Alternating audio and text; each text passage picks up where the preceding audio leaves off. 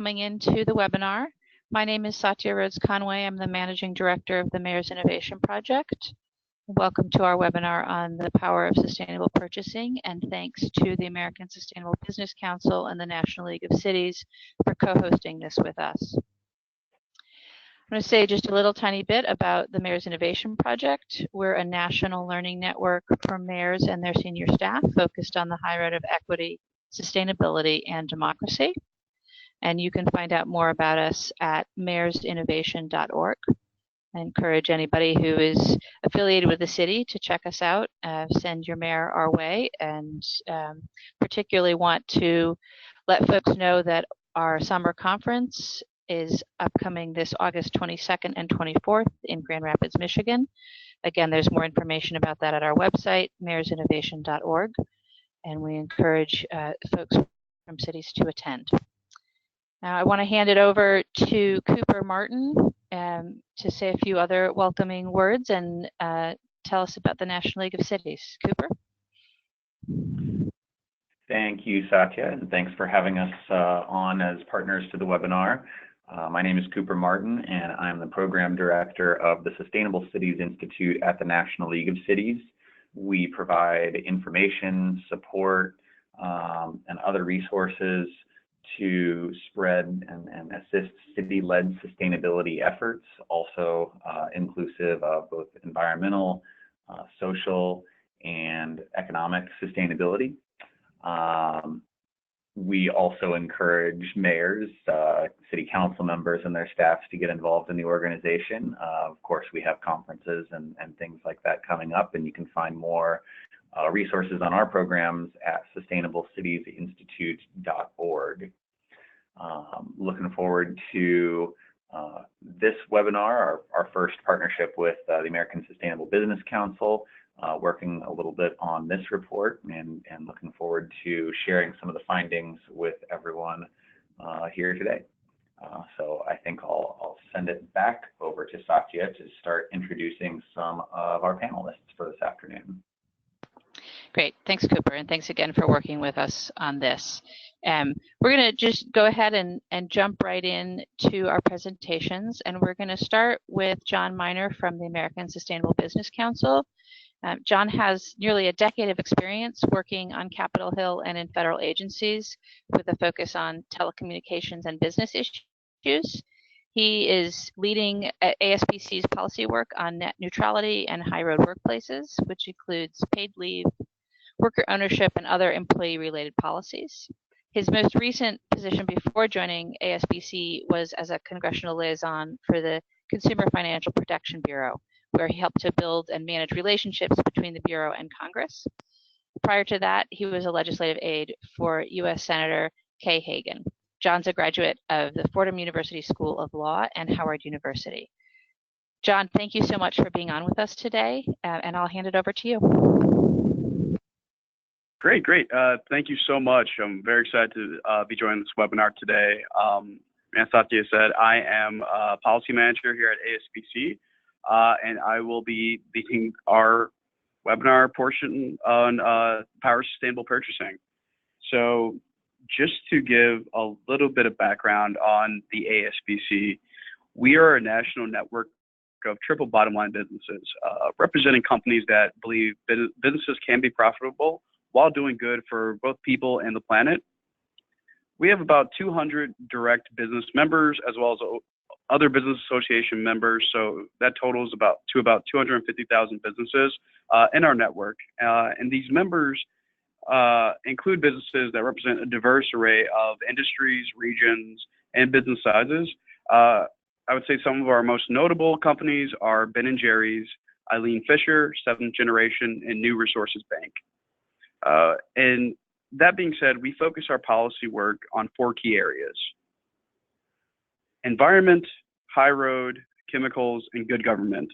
These 4 buckets include work on a wide range of policy campaigns, from carbon pricing to paid family leave, to ingredient transparency, to support for smarter regulations.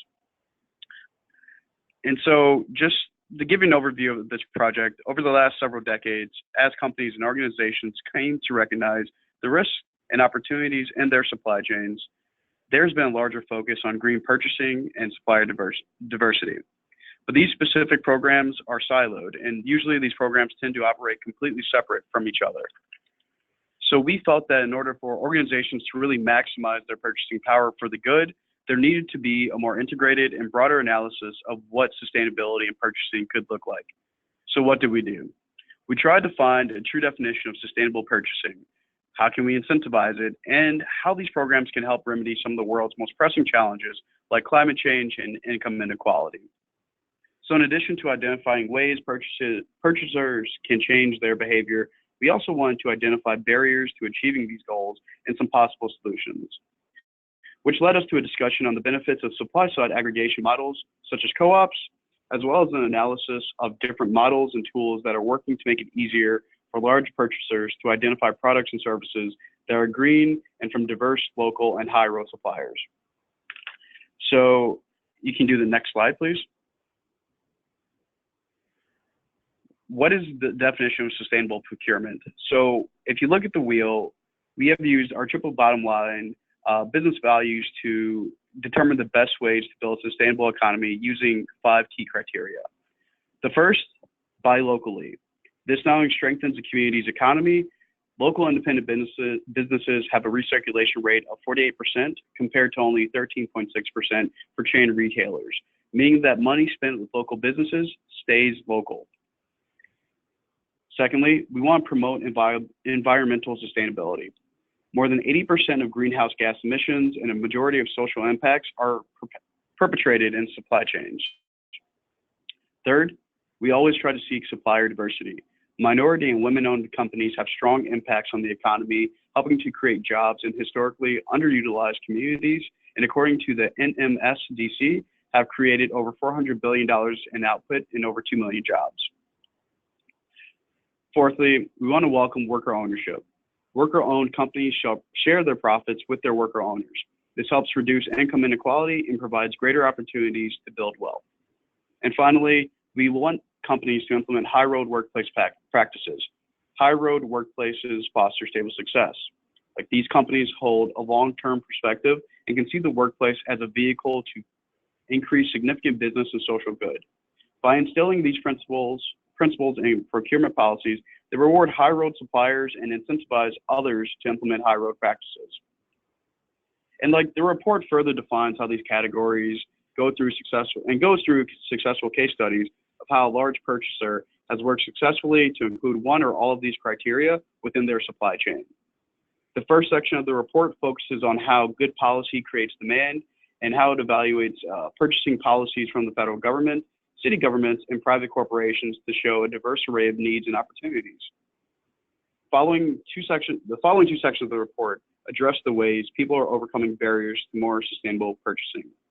For example, supply aggregation models, such as co-ops, help local independent businesses meet larger contracts, and it makes it easier for the purchaser to work with these businesses because they only have to contract with the co-op instead of individually with local businesses.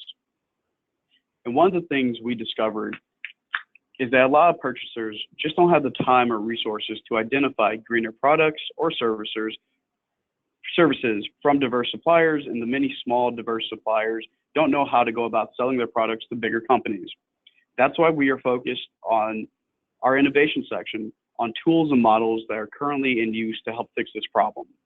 Our main speakers today, Marina, Estrella from the city of Phoenix, and Lance J from the city of Denver, will dive into how they revamped their sustainable purchasing policies to align with their city's larger sustainability goals. And a case study of this project is also featured in this report. And while there are great many examples to draw upon, I want to focus this brief overview on one innovative example from each key finding. So for policy, organizations that have to purchase goods and services in order to operate, but we want them to be intentional with what they buy and how they buy it, because they can have a greater positive impact on social and environmental issues. In order to be intentional, organizations need to have smart, fully fledged policies to create the right demand. I'm sorry, could we back up a slide there? Thank you. Also, we want to talk about, like, what is a high road business? High road companies coalesce around a set of these specific business principles. They promote family-friendly benefits, offer flexibility, pay livable and fair wages, invest in employee growth and development, they cultivate inclusion, they govern fairly and transparently, they engage with their communities, manage the supply chain responsibly, drive environmental best practices, and promote health and safety. And now we go on to the next slide. Thank you. So let's take Minneapolis, for example. Minneapolis is committed to creating an efficient, resilient city that offers a high quality of life for all residents. To advance this vision, the city has developed long-term goals to eliminate disparities and to protect the natural environment. In 2005, they implemented the living wage and responsible public spending ordinance. With this policy, the city was recognized the impact of their spending in that in order to help create the most and the better jobs, they needed to also improve labor policies in their supply chain. So the city recently took this step even further by increasing their minimum wage. Now that there is a higher floor in place, the city could push further by requiring companies in their supply chain to comply with additional high road principles. And so we had two policy recommendations that would create more demand from high road companies and encourage more sustainable purchasing.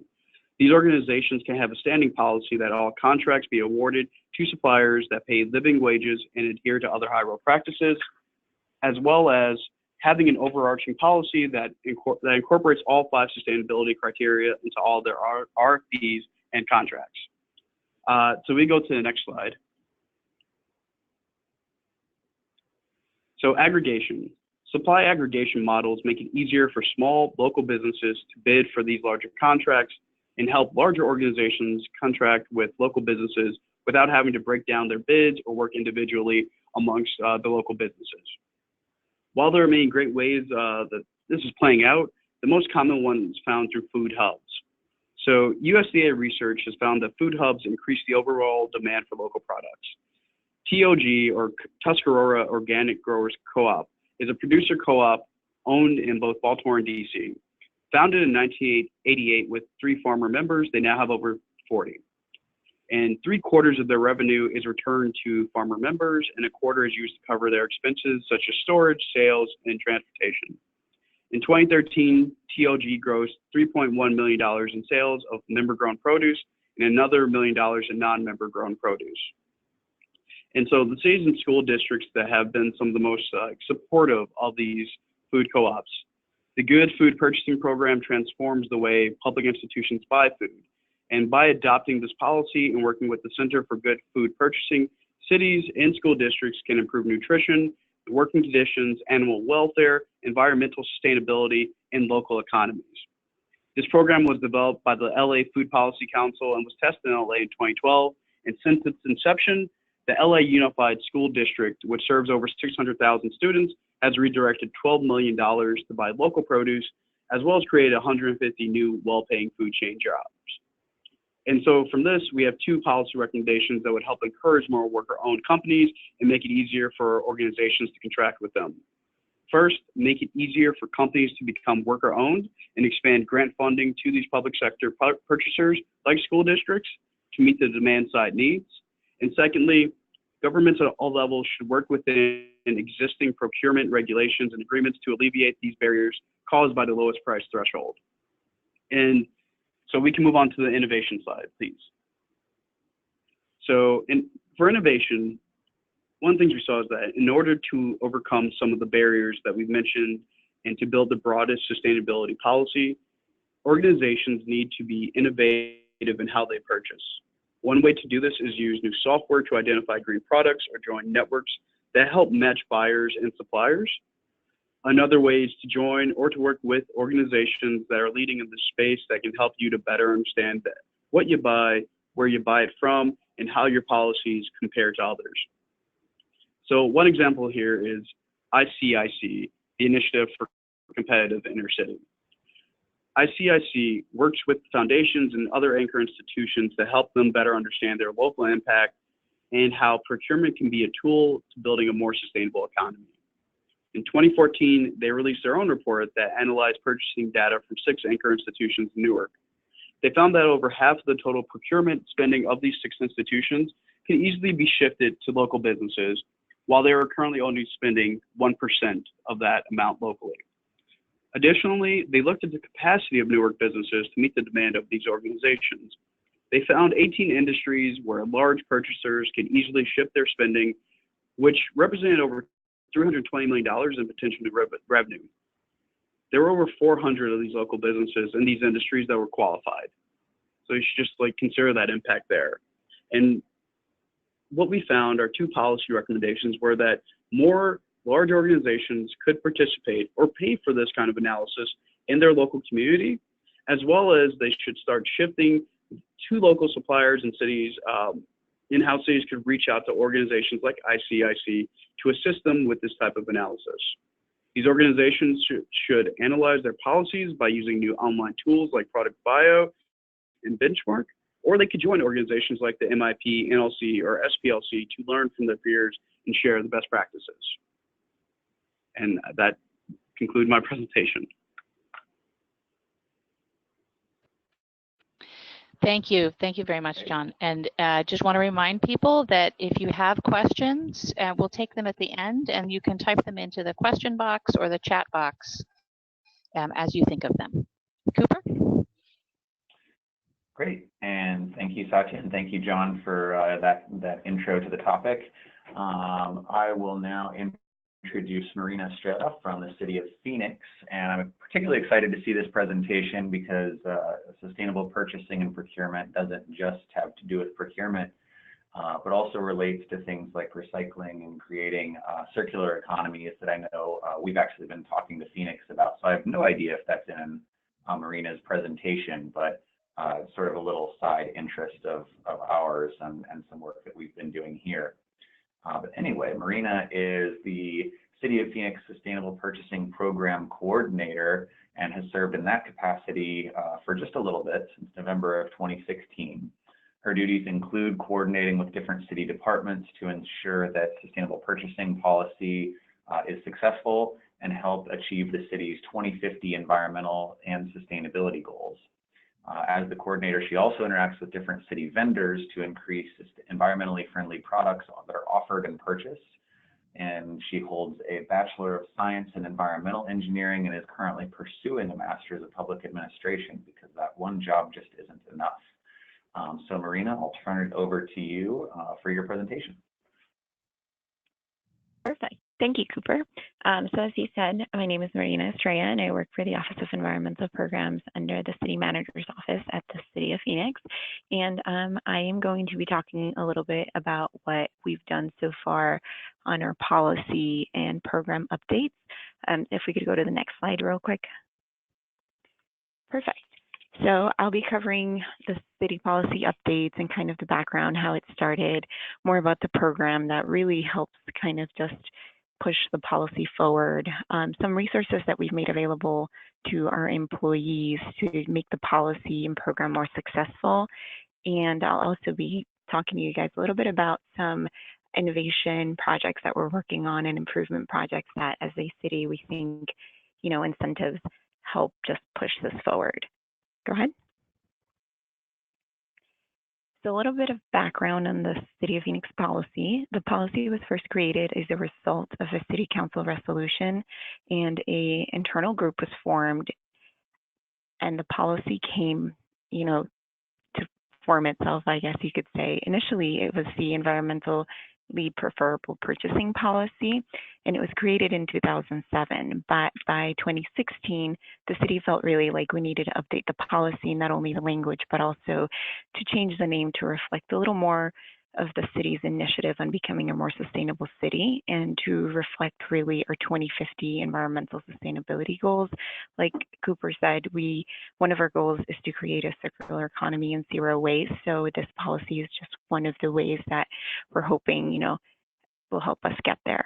Again, the name wasn't the only thing that changed in our policy, but there was also a program update that was done, which I'll be talking about on the next slide. One of the first things that we did in order to update our policy was, you know, look at the language, really look at the length of the policy itself and see how we can update it and make it more usable for the employees and the shoppers and the buyers that we have at the city.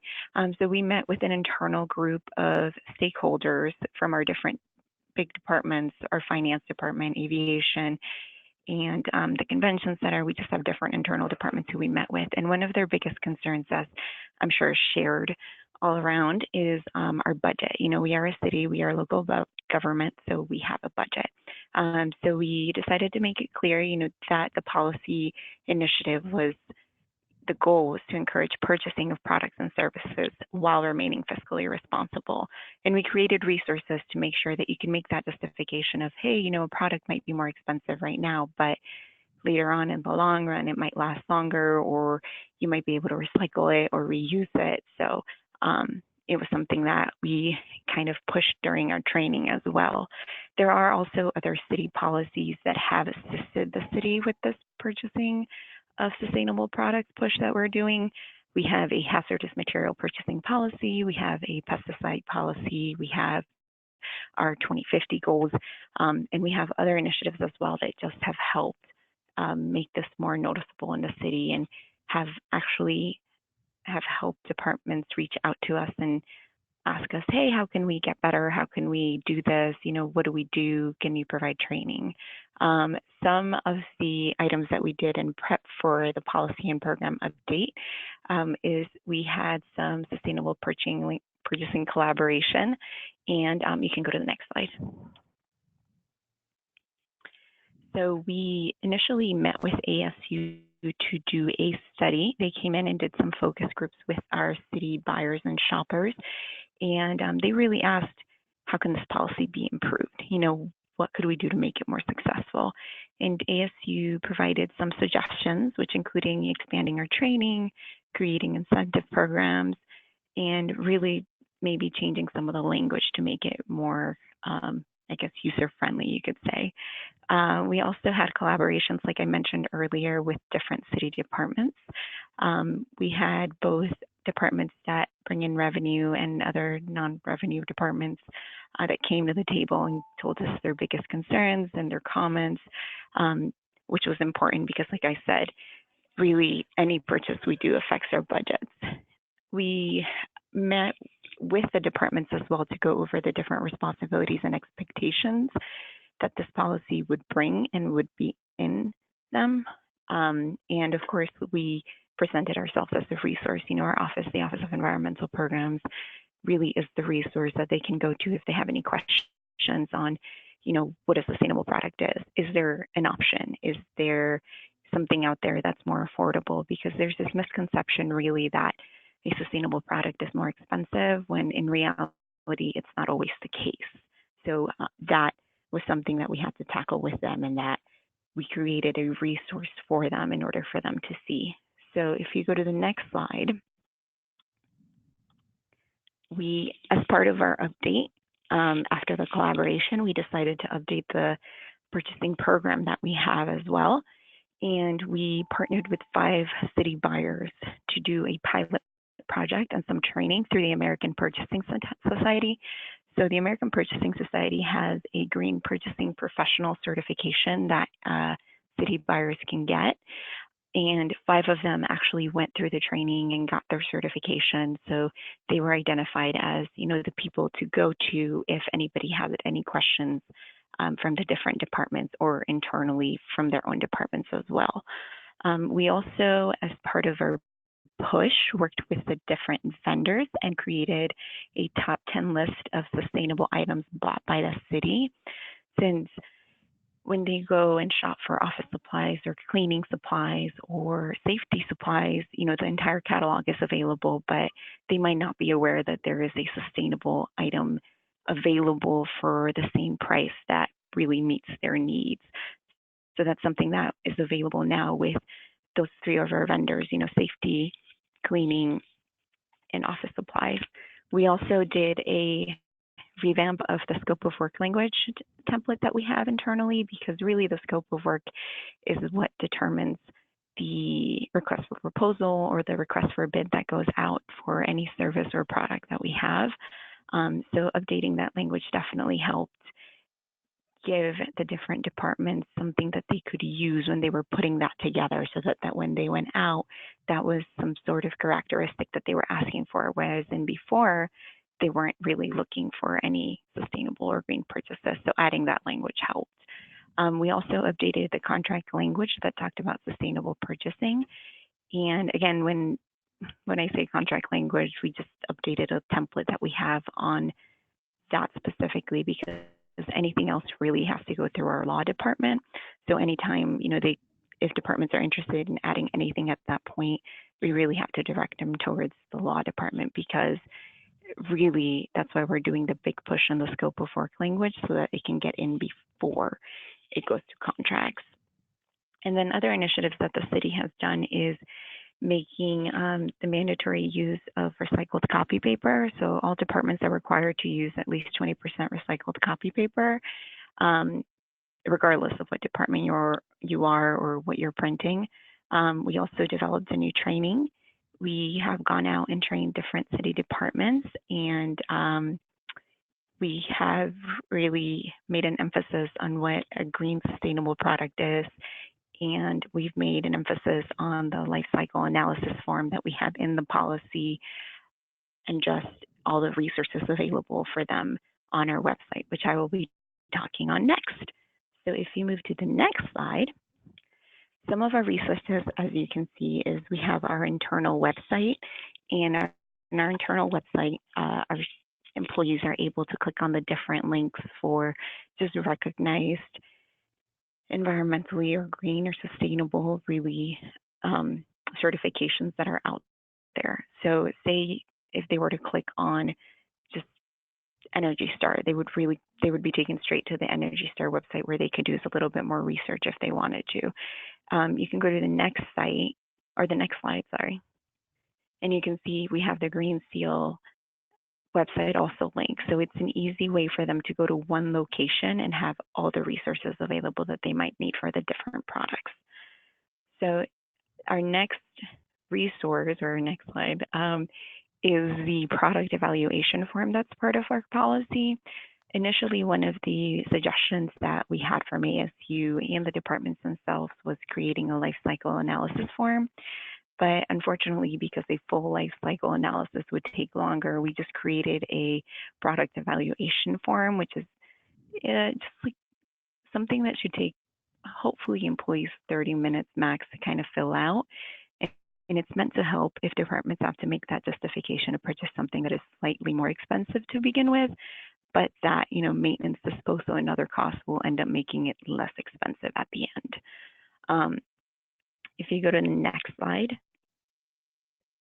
this is our finance website. Like I said, one of the resources is our scope of work writing guide and template language, where departments can just go in there and use that language. And if they need more specific language, then we can just write it with them when they're getting ready to put it out, their scope of work out. So go ahead and go to the next slide. Like I said, we also updated our contract language, and this is our law website, where the different employees could go in and take a look at the template and see what best fits their needs. It is suggested that they use the language, and with the city's push, it's something that we're working on, having in hopefully all the contracts, but really in all the scopes of work, because like I said, that's where it all starts. If you go on to the next slide, some of the ongoing projects, like I said, initiatives and improvements that we've done and are working on is we actually have a sustainable purchasing competition right now that is a citywide policy. So internally, we've realized that people are very competitive. So a competition is really the way to just push this initiative forward. So our competition started on July 1st and goes through the end of December. And a winner is actually going to be announced early next year. So we are really tracking and seeing how this competition is encouraging a change in behavior. And we're measuring the past 6 months before the competition and the 6 months of the competition to see, what change we see from the different departments, and it's department-wide. We also have a upcoming possible training partnership again with ASU on just sustainable substances and purchasing materials as well, that could expand already the training that we have citywide. Something that we added to the policy that wasn't in the policy initially was updating the policy every 2 years, because the initial policy came out in 2007 and it hadn't been updated until last year. So we made sure to include that in our language. Looking and benchmarking other city policies out there, we realized as this was something that was included as well in their policies and programs. And we continue again to update our internal website with recognition. When the 5 buyers obtained their certifications, it was something that we broadcasted on our website. So sometimes people really appreciate getting recognized, and it encourages other people to reach out and say, hey, can I get trained? Or what can I do to learn more about it? What does this mean? What do I do? So those are just some things that we've, put in place to kind of encourage sustainable purchasing in the city. And that is pretty much it. Great, thank you, Marina. And now we will turn to Lance J. from the City of Denver. Lance is the Chief Procurement Officer for the City and County of Denver. In his role, he leads all procurement efforts and oversees Denver's Supply Management and Purchasing Services Department, as well as its Surplus Administration Department. So Lance works with each of the 56 city and county agencies, as well as the Denver International Airport, to lead centralized direct and indirect sourcing and procurement efforts and maximize the value received from suppliers on approximately a $6 million annual spend. This includes working with internal stakeholders from initial needs identification to final goods and services delivery. Prior to joining the city and the County of Denver, Lance spent more than 20 years in the hospitality industry. He's a 2-time graduate of Mount St. Vincent University in Nova Scotia, Canada, where he earned a master's degree in adult education and a bachelor's degree in hospitality and supply chain management. Lance, thank you so much for being with us today, and we'll turn it over to you. All right, good afternoon, everyone. Hope everybody's doing well. Hopefully it's sunny where everybody is, because it certainly is here in Denver today, which is great. I shared with the group our 2020 sustainability goals, which for the sake of time for the group, there's a lot there. Really to focus on a couple of those. And one of the major ones we're working on is the sustainability practices dealing mainly with energy. Currently, we're looking at a net zero campus energy project with the National Western Center. And what that's going to encompass is a 250-acre year-round center that's looking to be a global destination for agriculture heritage and innovation. And within that, a portion of that is obviously the LEED Gold certification at minimum, as well as a net zero or positive energy area. And the concept can be really broken down into 4 key elements, which is going to be a sewer heat recovery system, which is a 2-pipe loop, which will basically give us a zero energy cost for things like HVAC, also a campus solar photostatic location on each building rooftop, which will give us, again, a zero emitting energy for that, as well as the biofuel generators, which we're creating in that area as well. Because the idea behind it is in 2018, the city of Denver was upgraded to the ISO 14001 standard, which actually Denver became the first North American city to achieve this for city operations. So within our EMS area, energy focus is a very large focus from not only the mayor, but also from our Sustainability Council, which oversees not only the city purchasing, but like I said earlier, with the Denver International Airport as well. So a lot of FAA guidelines and a lot of pieces come in behind that. In addition to the campus project, we're also looking at reducing our greenhouse emissions by 80%. That's a little bit longer goal. That's going to be out to 2050, which on the sheet, if you look at the last column where it says land use, looking at what some of those land uses are and achieving an average ratio of 6:1 between the private investment areas and those public investment areas. And some of that is going to be involved with things like bike paths, walkways, more green areas on the outside, which leads into the housing pieces, which is developing, roughly 3,000 housing units, with 3/4 of them being within a half-mile of light rail stations or a bus corridor, which is going to reduce obviously greenhouse gas emissions for the city. From a purchasing side, along with this, the second element that we're heavily working on is the sustainable food program, mainly working with our county jails and some of our homeless shelter initiatives we have here in Denver, as those two items are very big on our radar when it comes to those, and really diving into how we can look at locally grown items or items from smaller businesses within the surrounding Denver area. The city and county of Denver is the largest municipality in the state of Colorado. So a lot of folks within our state look at what we're doing and how they can do it kind of within their cities or counties. With the food program, right now we're looking at about $1 million in spend for 2018, and looking at how we can divert that spend to not only the local food suppliers, but also the small and minority-owned businesses.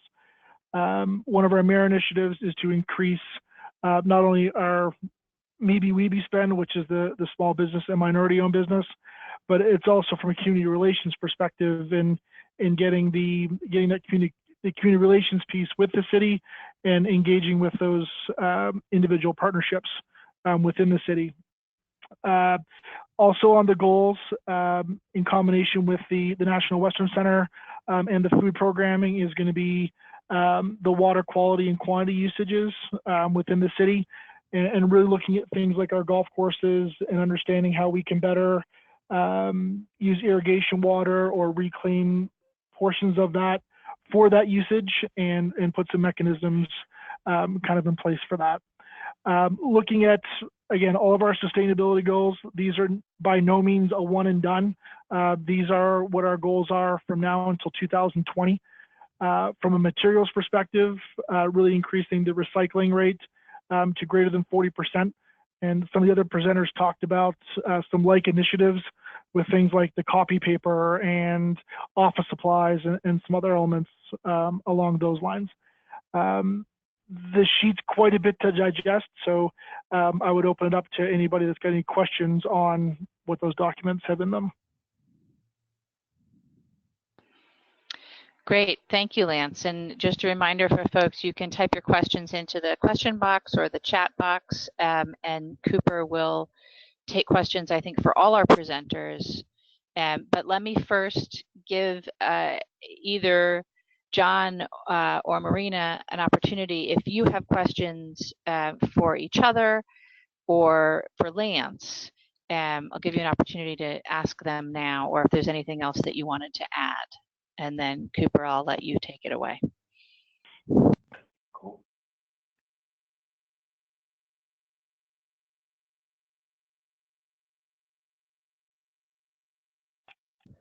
Hi, this is Marina. I am good on my end. I'm good. Yeah, that's John. Likewise. Okay. Well, I don't see any questions in the question box yet. So Satya, if you don't mind, I'll just toss out one of my own. Yeah, go right ahead and make sure that you check your chat box as well. Check. Okay, I'll check that as well. I do not. Okay. I see one question here.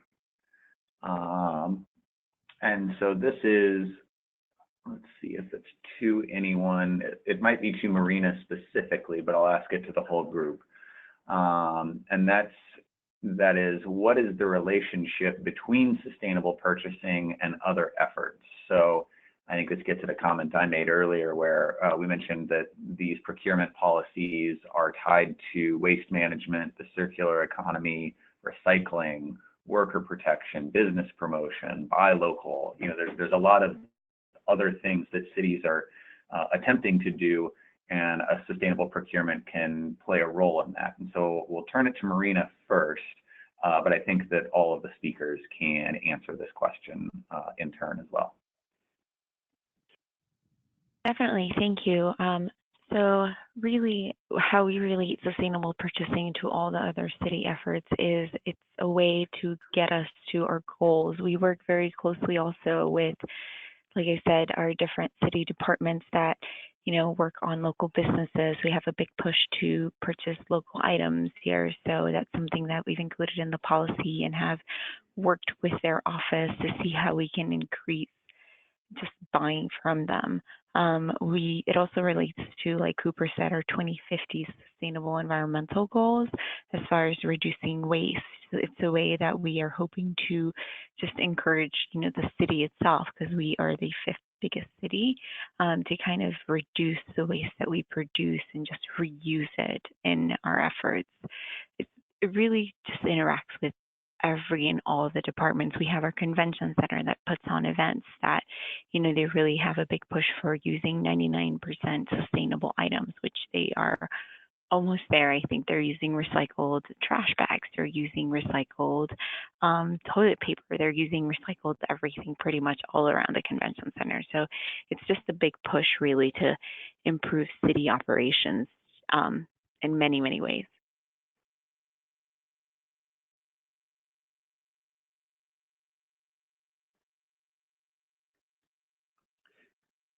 Either of the other two want to expand on that answer, or is that pretty well sum it up for you? I think she did a better job answering that one. Yeah, I think that was a great answer. I would just say ASBC, we look at procurement and also sustainable procurement as a way to get both our member organizations and also like public institutions to really be mindful and intentional with how they both strategize and also as a way to promote what we look at as being the high road workplace. We just think like this is an excellent opportunity for everyone to just really be considerate and thoughtful in how they are contributing to and like what they're doing to help our environment, to increase participation and diversification of our workforce, and to also make sure like that to let them know that you can do both of those things while also still being profitable and as a way of being sustainable going forward. Excellent.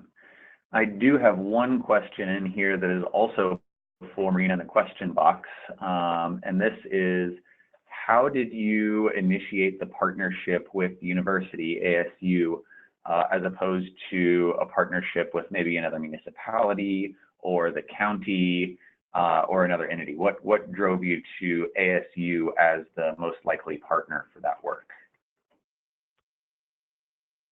So we actually work with ASU a lot in the different city departments just because they are the local university here at the city of Phoenix or within the boundaries, or the bigger one anyways. So their School of Sustainability actually reached out to us and asked, hey, we realize you've had a policy. Is there anything we can do? They have graduate students that have to do projects, like graduate level projects is where that was born. Our initial partnership was born. And we brainstormed and got together to see what really would be beneficial for us, which was really evaluate where the policy was at in 2016 and steps moving forward on how to improve it, how to just make people more aware that there's a policy, and how to really, do a push so that it could help our goals. We have looked into partnering with other organizations. So we have presented on sustainable purchasing at the state procurement conference that they have once a year. We did receive some interest there, and we have talked to other local cities as well. It just hasn't, taken off, I guess, but with more interest in general, I think maybe those partnerships would be possible, and it would be helpful if they were, because as I said, one of the things we did was benchmark the different city policies and county policies and state policies in the US. And we saw that some of the most successful ones came from locations that had also a county policy or a state policy, which we don't have, but it would be beneficial to have. So we've reached out and started that conversation. It's just, we're working on it. Okay. Looks like we have two more questions here. The first is just, can you, you've described a lot about the policies themselves and how they came to be, but can you give us examples of a couple of products that you are purchasing differently under the sustainable purchasing policies? Like what have been some of the maybe the biggest wins in terms of changing purchasing practices within your municipalities?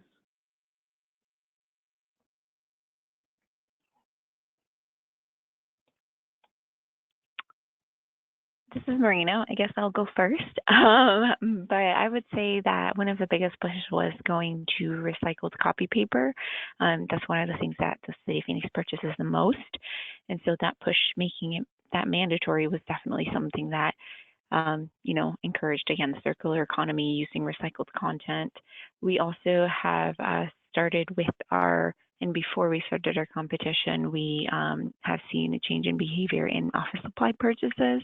So our finance department, which is one of the departments that has the biggest concern, just because, again, they have this idea that sustainable products are more expensive when that's not necessarily the case, are actually on board as far as purchasing office supplies that are recyclable. We have recyclable pens, we have just the bigger push, and we've seen that behavior change from them. And again, like I said, the convention center is a great example of how the policy and the program have helped encourage purchasing. One of the things that we've met with the convention center, and one of the things that they're doing, again, is piloting just trash bags. Like the initial trash bag trial, I think pilot didn't work out, but they just keep going because they know what a difference it will make in the future and moving forward.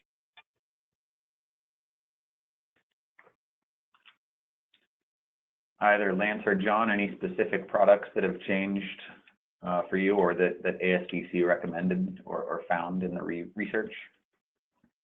This is Lance from Denver. We're actually looking at programming for the citywide EMTs with regards to their latex gloves, and looking at some options with some companies within that realm.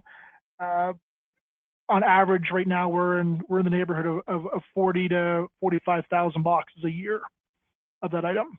So between the agencies and the airport, we're looking at some options within that, and looking kind of outside the box of some normal things in that sustainability realm, as well as clothing and uniforms for some of our departments, like airport fleet as an example, where the guys are crawling their vehicles and those kind of things, and trying to get away from the one and done pieces of those uniforms.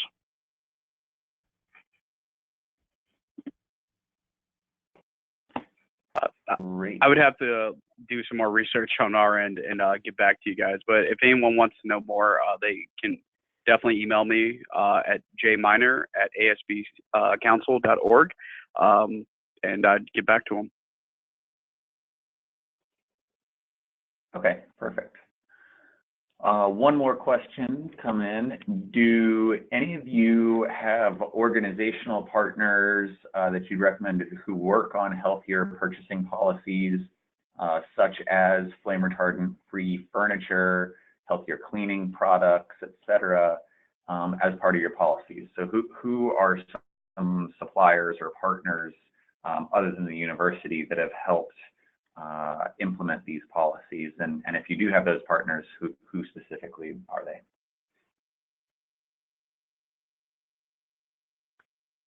So this is Marina again. So besides the university, we have our cleaning supplies vendor, who is Waxy. Our contracts are up every 5 years, but right now Waxy is our supplier, I guess, or vendor that provides the cleaning supplies or any chemicals that are used in the office, and they are very much on board as far as encouraging the use of sustainable products.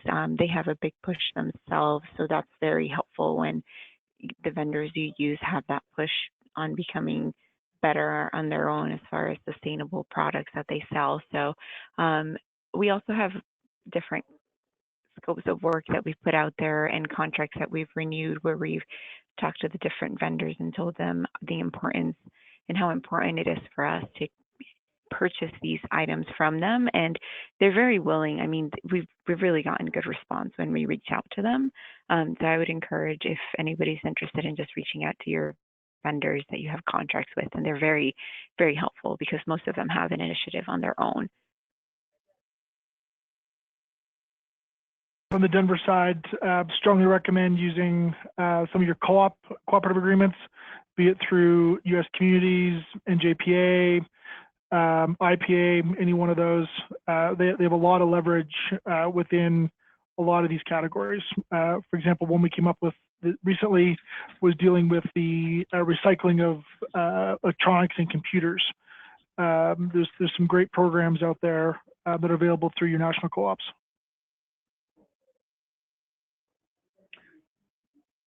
Perfect. And the last question that I've saved here is a little bit tangential to this conversation, but we've got it asked and it's come up a little bit in this conversation. So I wanted to at least give our presenters a chance to respond. And that is, you mentioned recycling in general. Here, let me see if I can pull this whole thing up. There we go. Yeah, so you mentioned recycling in general, and the question is, how has Denver and Phoenix dealt with recycling related to procurement and requesting recycled products, particularly this year as China's national sword policies, the import restrictions on recycling have gone into effect? Has that changed the way you deal with supply, procurement, waste management, and sort of the stream of material use within the city?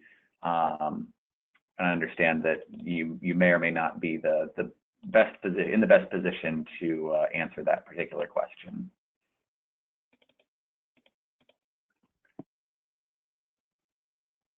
Oh, this is Lance from Denver.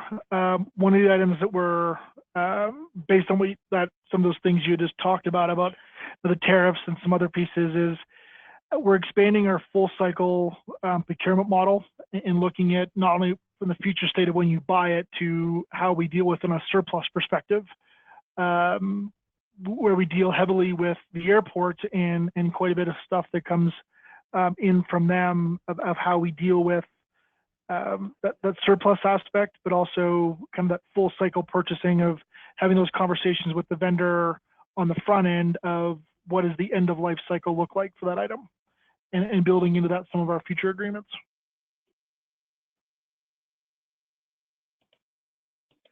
And this is Marina.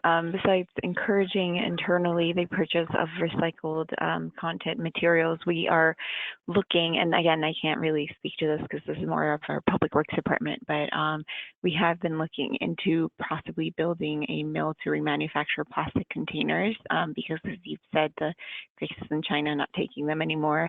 So that is something that our public works department is currently looking into right now. So that's something, again, that we're doing to encourage it. And to the person who asked that question, I'll just mention that NLC, we're currently doing some research into those Chinese recycling restrictions right now. We should have some resources that are going to be published in September and then in November on the waste management diversion side of things and how cities are responding to those Chinese import restrictions for recycling. But that brings us to the end of the questions that I have here, which is convenient because we're right at the end of time for this webinar. So I will turn it back to Satya to provide a few concluding remarks. Just wanted to say thank you to all of our presenters this afternoon for taking the time and going through a little bit of the how and why each of your communities has implemented and pursued its sustainable purchasing policies. Satya? Thank you, Cooper. And I also want to thank all of our presenters today. And I particularly want to thank the American Sustainable Business Council for the report that they put out. And you should see on your screen now links to both the American Sustainable Business Council website and directly to their report on sustainable purchasing. You also see a link to our webpage on sustainable procurement and to the National League of Cities Sustainable Cities Institute. Please explore those links. Again, you can download today's presentation in the handouts section of this webinar. We will also send this to everyone who attended today, along with the report and these links, so that you'll have it for future reference. We're also recording this webinar, so it will be available on our website if you want to send anybody to listen to it in the future. And so let me just then conclude by again thanking John and Marina and Lance and Cooper, and thanks to the American Sustainable Business Council and the National League of Cities for co-sponsoring this with the Mayor's Innovation Project. And thanks to all of you for attending today. I really appreciate it, and I hope that you are able to take something that you learned today back to your city and increase the presence of sustainable procurement in each of your places. And with that, we'll bring it to an end. Thanks very much. Thank you.